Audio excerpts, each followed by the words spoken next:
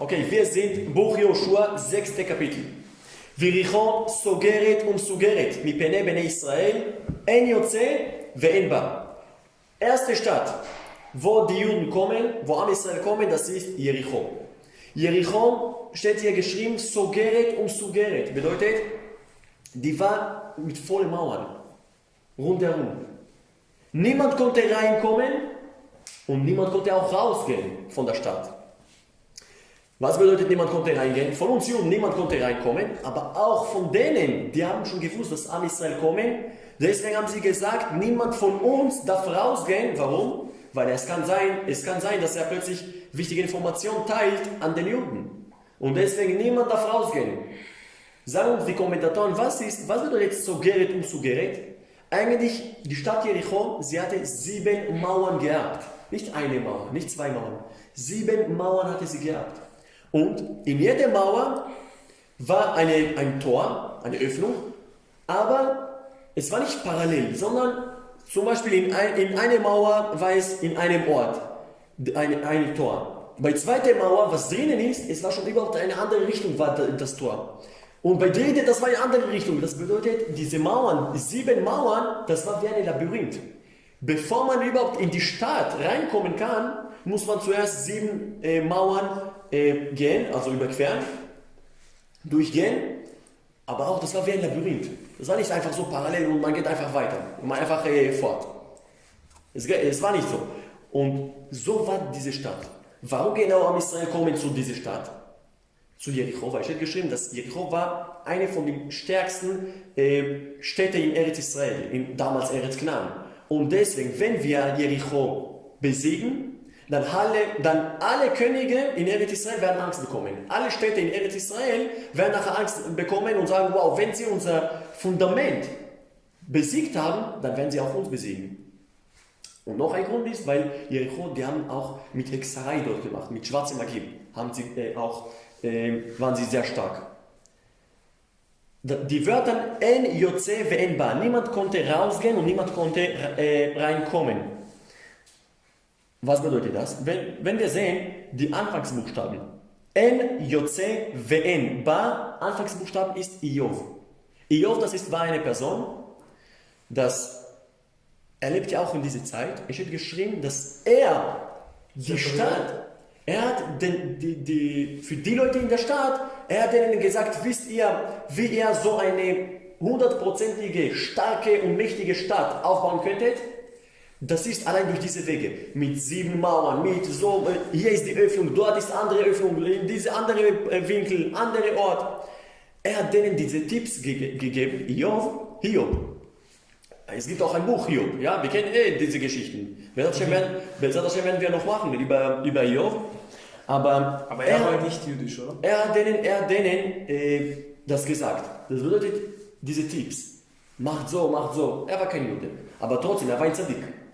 ויאמר אדוני אל יהושע ראה נתתי בידך את יריחו ואת מלכה גיבורי חיל ושמותם את העיר כל אנשי המלחמה הקף את העיר פעם אחת כה תעשה 6 ימים ו7 כהנים יישאו 7 שופרות היובלים לפני הארון וביום השביעי תסוגו את העיר 7 פעמים והכהנים יתקעו בשופרות והיה במשוך בקרן היובל בשומעכם כשומעכם את כל השופר יריעו כל העם תרועה גדולה ונפלה חומת העיר תחתיה ועלו העם איש נגדו. Da sagt Gott zu Joshua, beginnt noch einmal mit ihm zu sprechen, und er sagt ihm, Joshua, nimm dir jetzt, ich werde mit dir sein und du wirst Jericho besiegen. Aber wie sollen wir das machen? Mit meinem Weg, mit meiner Strategie. Welche Strategie? Von Gottes Strategie.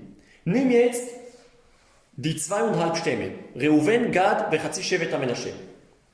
Die sollen zuerst sein, danach sollen 7 Priester sein, nach denen 7 Priester, und jeder Priester von denen soll ein Schofar haben. Das bedeutet, jeder Priester von den 7 soll ein Schofar haben, 7 Schofarot. Und mit dem Aaron Abrit. Aaron Abrit soll auch dort sein. Und was sollen wir machen?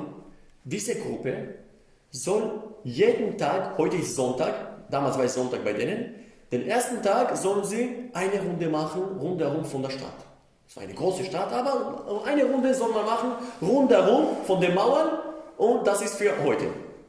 Am nächsten Tag noch einmal noch eine Runde, dritten Tag noch einmal noch eine Runde und am letzten Tag, am 7. Tag, dort soll sie ja 7 Runden machen und man soll auch währenddessen auch die Schofarot in den Schofarot blasen. Aber danach, nach den 7 Runden von dem 7. Tag, alles soll still sein und danach ein Kohen bläst in den Schofar alleine und mit diesem Ton soll nachher das gesamte Volk Israel mit ihrem Schofarot auch blasen, alle, und dann wird die Mauern fallen, automatisch, von nichts, allein von den Schofarstönen. Aber wie soll es fallen? Noch ein Wunder. Die Erde soll es schlucken. Die Erde soll all die Mauern, diese 7 Mauern, schwere und gigantische Mauern, die sollen einfach verschluckt sein in der Erde. Gehen einfach runter, runter, bis der Weg für uns frei ist und wir können schon einfach in die Stadt reingehen ohne Probleme, problemlos. Aber, also reingehen in die Stadt. Aber es steht geschrieben, dass die Mauern, die waren nicht komplett in der Erde rein, drinnen, sondern es war schon ein bisschen etwas übrig geblieben unten. Warum? Als Zeichen und als, sagen wir so, historisch, ja, damit wir es wissen, jede Generation, hier waren Mauern, als Beweismittel. Hier waren Mauern in der Stadt, diese 7 Mauern, und die sind einfach verschluckt worden in der Erde durch Hilfe Gottes. Kann man das heute auch noch sehen? Heute hat man es, archäologische Befunde, hat man es gefunden auch. Die Mauern von Jericho. Es gibt auch archäologische Befunde auch dafür. Ja. Machen wir weiter. Vayikra Yoshua bin Nun, und noch weiter ist, noch wichtiger ist es, dass die Mauern, die verschluckt worden sind, das ist die gesamte Mauer. Nicht in einem Ort, sondern in diese 360 Grad. All die Mauern wurden einfach so verschluckt in der Erde. Und deswegen, die Juden, die rundherum waren, jeder konnte einfach reingehen. Nicht von einem Ort, sondern wie ein Zaun, wie ein Kreis, alle gehen einfach rein in die Stadt. ויקרא יהושע בן נון אל הכהנים, ויאמר עליהם, שאו את ארון הברית, ו7 הכהנים יישאו 7 שופרות יובלים לפני ארון אדוני. Das sagte auch Joshua. Nehmt 7 Priester, zuerst sollte man den Aaron Abrit nehmen, und danach sollen 7 Priester Shofarot nehmen. Eigentlich, was hat Hashem gesagt? Also Priester Levi. Kohanim. Was sagte Hashem zu ihm? Nimm Menschen zuerst, nimm Soldaten mit, die 200 Stämme und all die Sachen. Was sagt er bei Joshua? Zuerst Aaron Abrit, zuerst die Bundeslade und danach die Kohanim, ja, und danach die Soldaten. Warum sagt er das? Er hat es geändert, was Gott ihm gesagt hat. Aber Bundeslade, dann Kohanim, dann Soldaten. Aber warum? Er hat es geändert, was Gott ihm gesagt hat. Weil Gott sagte zuerst die Soldaten und danach Bundeslade. Sondern Gott wollte die Ehre an den Menschen geben, an den Soldaten. Aber Joshua sagte nein, ich gebe Gott die Ehre. Ich gebe Gott die Ehre und deswegen zuerst die Bundeslade. Das sagt er. Natürlich, jetzt werden wir noch weiter sehen, was noch passiert ist. Warum eigentlich die Bundeslade? Weil wir müssen wissen, dass der Krieg, was mit uns war, das war mit Gottes Hilfe. Die Bundeslade, das ist ein Symbol für Gott, für Hashem, weil dort sind die 10 Gebotentafeln. Die ältesten, die alten und die neuen. Und deswegen, das ist ein Symbol, habt keine Angst, Gott ist mit uns. Gott bekämpft uns für uns all die Kriege. Da sagt er, weil ihr gesagt habt, die 200 Stämme, die haben gesagt, ja, wir sind immer in der Front, okay, kein Problem, ihr werdet in der Front sein. Also von der Bundeslade. Die 200 Stämme sollen vor der Bundeslade sein. ויהי כאשר קיימו יהושע אל העם ו7 כהנים נושאים 7 שופרות היובלים לפני אדוני יעברו ותקעו בשופרות וארון ברית אדוני הולך אחריהם והחלוץ הולך לפני הכהנים תוקע שופרות והמאסף הולך אחרי הארון הלוך ותקוע בשופרות. Jetzt, wie weiß genau? Die Reihenfolge war so. Zuerst waren die 200 Stämme. Reuven, Gad und das halbe Stamm von Menashe waren am Anfang. Zuerst. Danach waren es die 7 Priester. 7 Priester. Diese 7 Priester hatte jeder von denen Schofar gehabt. Und nach denen war Aaron HaKodesh, Aaron Hashem, die Bundeslade. Und hinter der Bundeslade war Me'asef. Noch ein Shevet, und zwar, das ist Shevet Dan. Genauso war das. ואת העם ציווה יהושע לאמור לא תריעו ולא תשמיעו את קולכם ולא יצא מפיכם דבר עד יום אומרי עליכם הריעו והריעותם. Sagte Joshua zu dem Volk, zu dem Rest, ihr habt auch Schofarot bei euch, aber ihr dürft nicht die Schofarot benutzen. Ihr dürft nicht in die Schofarot blasen. Nur wenn ich euch den Zeichen gebe. Und wann ist diese Zeichen? Am letzten Tag. Am 7. Tag, das ist der Zeichen. Dann werde ich euch den Zeichen geben und dann werdet ihr alle, die rundherum von der Stadt sind, werdet ihr nachher in den Schofarot blasen. Aber warum dürfen sie nicht blasen in den Schofarot? Warum dürfen sie keine Geräusche machen? Weil eigentlich damals, das war der Krieg damals immer. Wie hat man gekämpft? Das war eine psychologische, so Angst hat man denen gegeben, zu dem Gegner. Man hat geschrien damals, man hat geschrien in dem Krieg. Warum? Damit der Gegner Angst vor mir hat. Und deswegen sagte Joshua, ihr dürft keine Geräusche machen. Warum? 2 Gründe. Ein Grund ist, weil, wenn jemand sagt, wenn sie jetzt schreien werden, dann wird einer kommen und sagen, ja, weißt du, warum wir den Krieg gewonnen haben? Durch mich.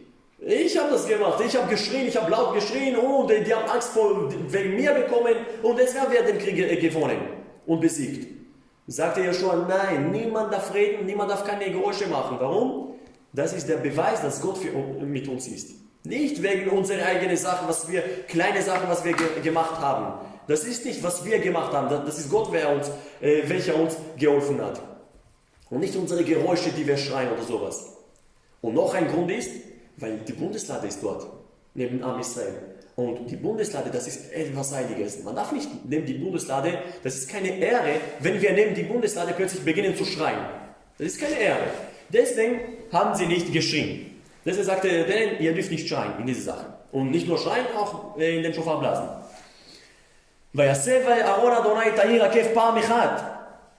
Und so haben sie auch gemacht. Am ersten Tag, das war am Sonntag, wie wir es gesagt haben, eine Runde haben sie gemacht. Nach dieser Runde, was haben sie gemacht?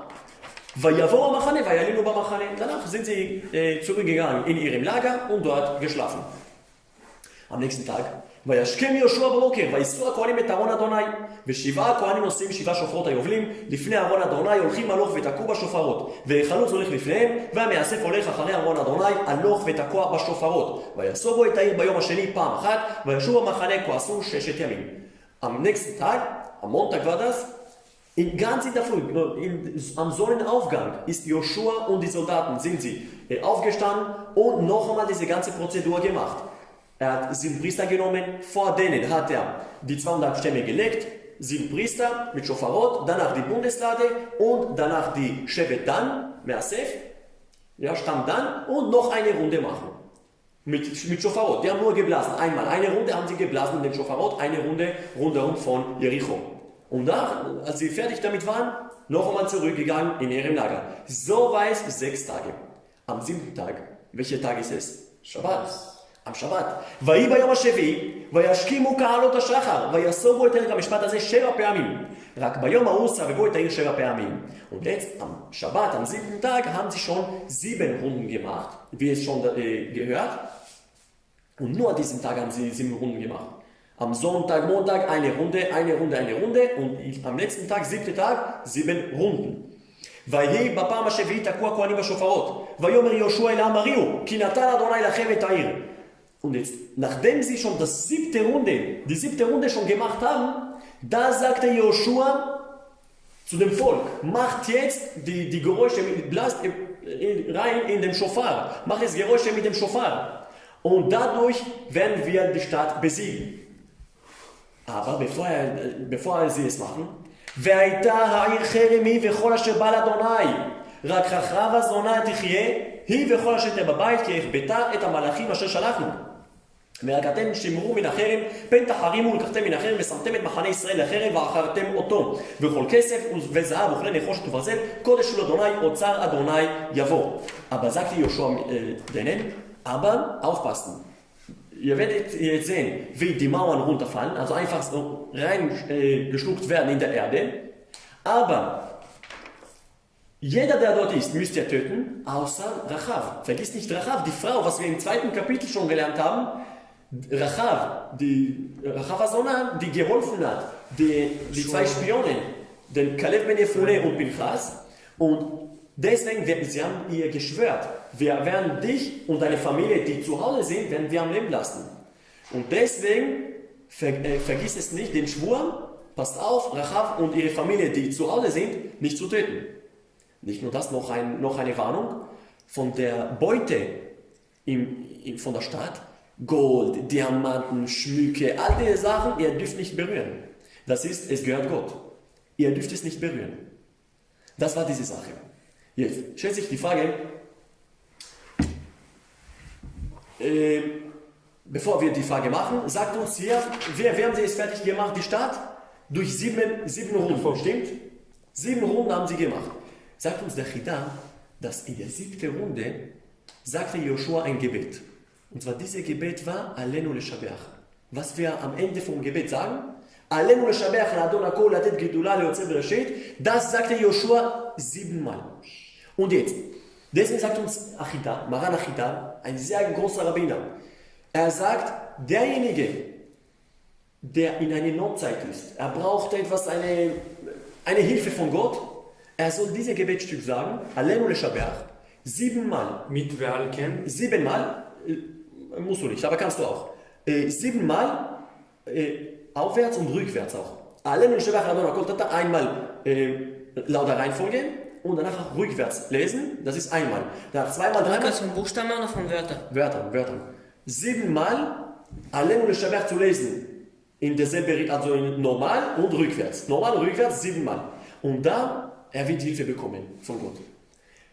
Und weil es so wichtig ist, dieses Gebet, hat uns Rabbi Nechunia ben Akana, ein Tana, vor über 1800 Jahre circa, 1900 Jahre, er hat uns gesagt, dass diese Gebet, Alenu Leshabeach, sollte man jeden Tag 3 Mal sagen. Nach Shacharit, Mincha und Arvit sollte man das sagen. Warum? Weil es so wichtig ist. Er sagte es in dieser Zeit, Joshua. Und dadurch hat Gott die Mauern fertig gemacht. Und was haben wir noch gesagt? Man durfte nichts von der Beute für sich nehmen. Warum nicht? Einige Gründe. Ein Grund ist, weil welcher Tag war das? Schabbat. Am Schabbat, das war eine Tat, eine Arbeit, die wir verrichtet haben am Schabbat. Und man darf nicht genießen von einer Arbeit, was wir gemacht haben am Schabbat. Darf man nicht davon genießen. Deswegen das Geld, die Beute von der Stadt, weil wir es am Schabbat besiegt haben, dürfen wir es nicht für uns nehmen. Zweiter Grund ist, weil diese Stadt, die war die erste Stadt von Eretz Israel. Und wenn wir sehen, bei uns Juden ist immer das Erste etwas Besonderes. Es gilt bei den Maasot, zum Beispiel bei Bikurim, die erstlinge Früchte. Erste Frucht, was rauskommt, musst du es binden mit einer roten Schnur und das ist für Gott Geschenk. Geschenk Gottes. Musst du es Wie schenkt man das? Man muss es in den Bet Amikdash, zu Bet Amikdash geben, den Kohanim, und das ist ein Korban. Oder zum Beispiel Bechor. Man muss ein Pidyon Ben machen beim Bechor. Es gibt viele beim Erstlinge, das ist immer etwas Besonderes. Und deswegen hier auch. Die erste Stadt, die wir besiegt haben, das muss auch netto für Gott sein. Warum? Weil das ist die erste Stadt, sogar die Beute dürfen wir nicht für uns nehmen. Und alles gehört Gott. Dürfte man aber die Beute zum Beispiel für Bet Mikdash und so? Das haben sie auch gemacht, das werden wir noch sehen. Und noch ein Grund ist, weil, was haben wir gesagt, die Jericho, die waren mit vielen schwarzen Magie dort, Hexerei. Weil es so unrein war, sogar das Geld und Beute von denen war schon so stark unrein. Deshalb sagt der Gott, nichts von dieser Beute nehmen. Und noch ein Grund ist, weil diese Stadt, wie haben wir sie besiegt? Nur durch Wunder. Nur durch Wunder. Wir haben nichts gemacht. Wir haben nur Runden gemacht. Einmal am Tag und am 7. Tag 7 Runden. Mit Schofaron und alles und aus. So haben wir die Stadt besiegt. Und weil es netto mit Wunder war, das war nicht unsere eigene Tat, was wir gemacht haben. Deswegen, wir dürfen nicht davon genießen, sondern es gehört Gott. Aber bei anderen Städten, wo wir schon ein bisschen gekämpft haben, in Klammer auch mit Hilfe Gottes, aber auch wir haben gekämpft, deswegen konnten wir von den anderen nehmen, aber nicht davon. weiter. וירא העם ויתקעו בשופרות, וישמעו העם את כל השופר ויריעו העם תרועה גדולה ותיפול החומה תחתיה. Und als sie es gemacht haben, die haben auch in den Schofar geblasen, das ganze Volk Israel, wurde die ganze Mauern, 7 Mauern haben wir gesagt, wurden verschluckt. Und was ist passiert danach? ויעלה העם העירה, איש נגדו וילכדו את העיר. Und am Israel sind einfach einmarschiert, also rein in Stadt Jericho und haben alle dort getötet. ויחרימו את כל אשר בעיר, מאיש ועד אישה, מנער ועד זקן, ועד שור וסבע חמור לפי חרב. Alle Lebenden dort hat man getötet.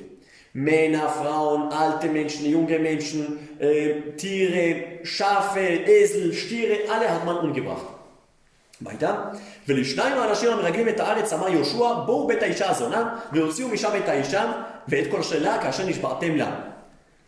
Aber sagte jetzt Joshua zu den 2 Spionen, Pinchas und Kalev ben Jefune, geht jetzt zu dem Haus von Rachav und sie und ihre Familie, ihr müsst sie retten. Ihr habt geschwört so.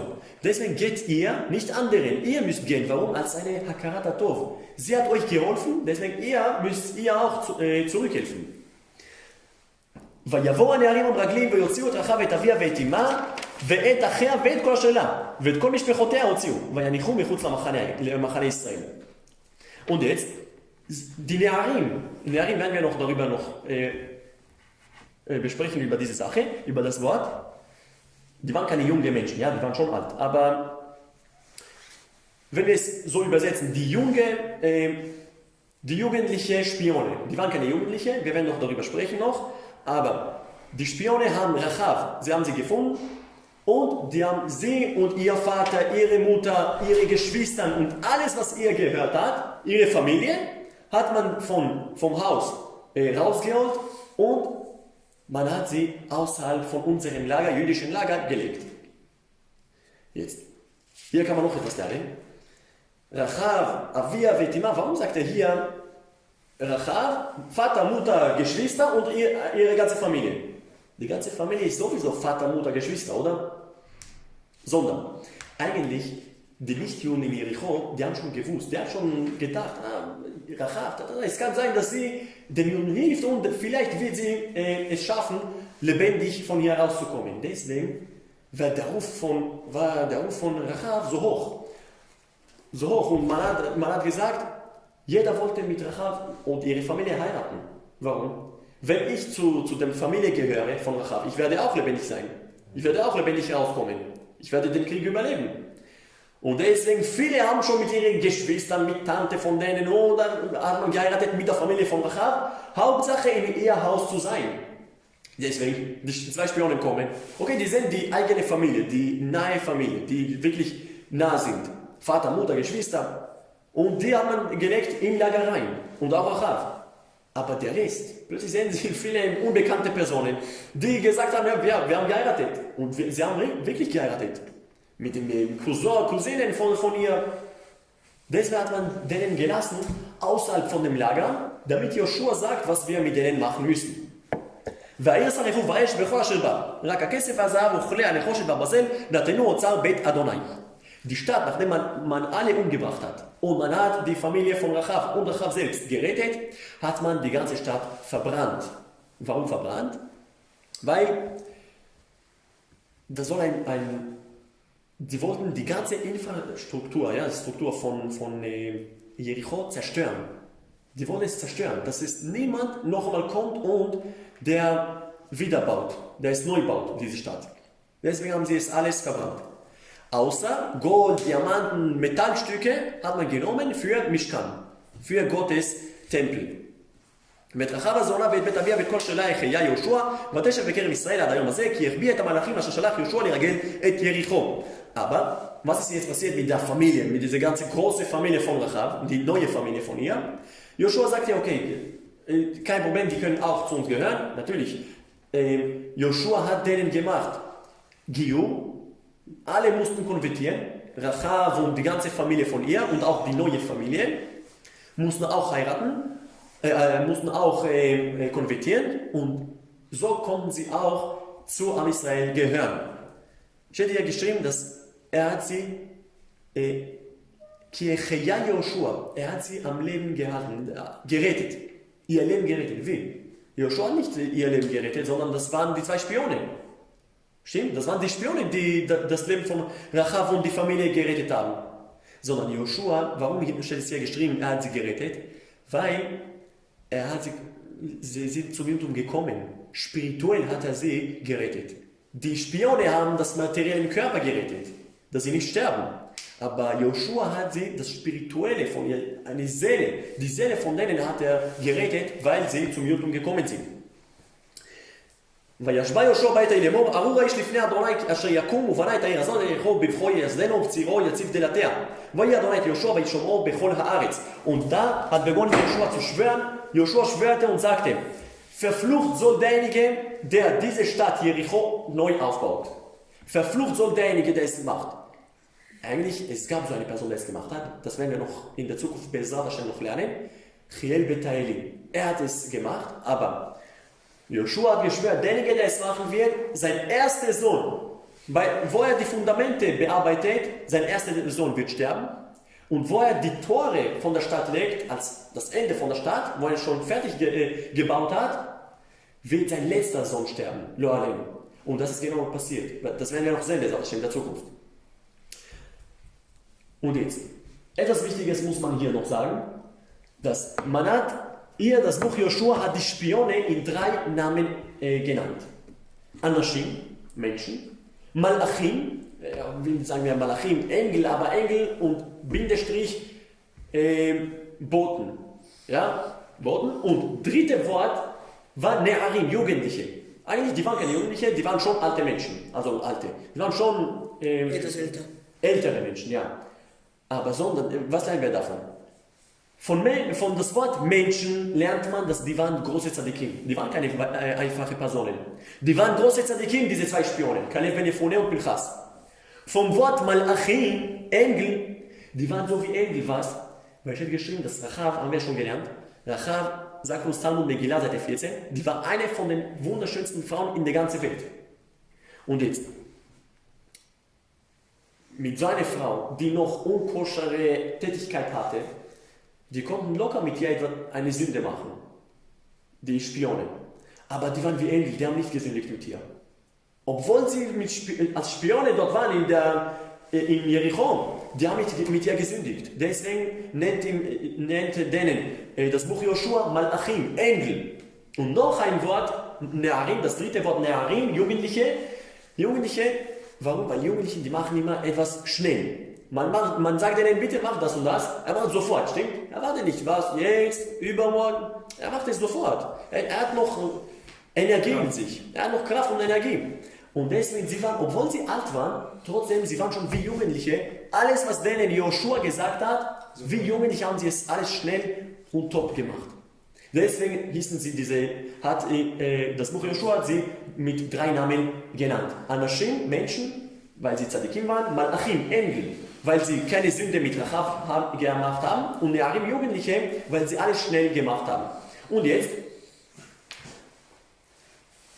Joshua haben wir schon gelernt, dass Joshua, nachdem er sie konvertieren ließ, hat er mit Rachav geheiratet. Mit Rachav geheiratet, weil sie eine sehr schöne Frau war, und nicht nur deswegen, ja, weil er auch gesehen hat im Ruach HaKodesh, dass er nachher viele große Tzadikim von ihr bekommen kann. Joshua und Rachav, die haben Yechezkel Anavi, Yechezkel der Prophet, haben sie bekommen. Nicht nur Yechezkel, Hulda. Gleich der Sohn oder der... Nein, der Nachkommen, als Nachkommen. Eine Prophetin namens Hulda, die waren von denen. Und noch viele Priester und große Tzadikim sind allein von Joshua und Rachav gekommen. Das war das 6. Kapitel. Chazak u Baruch.